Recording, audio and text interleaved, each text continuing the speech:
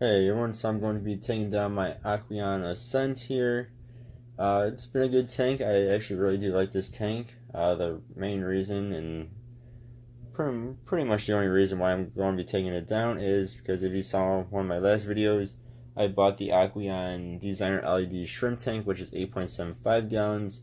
A little bit of different design. It's a bit bigger than this one by like 2 point something gallons, around 2 gallons bigger than this guy. And I want to get into shrimp. I've been wanting to get into actual shrimp for quite some time. So I bought that tank. I'm going to be setting that one up and replacing this one with that. Uh, Again, I've had no real issues with this tank whatsoever. It's been a really good tank so for the amount of time that I've had it.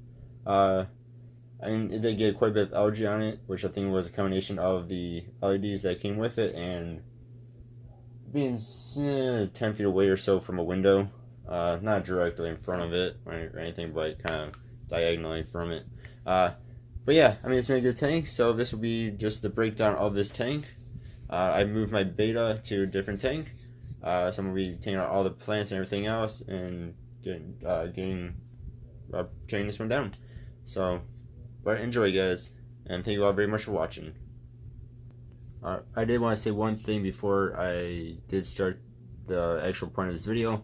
I did forget to say this. There's one problem I actually did have with this tank. It was not with the tank itself, but with the filter that comes with it.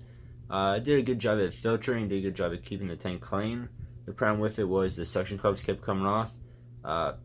For some reason now it's been holding on for a while, but for a little while there it just kept falling off. So just want to put that out there.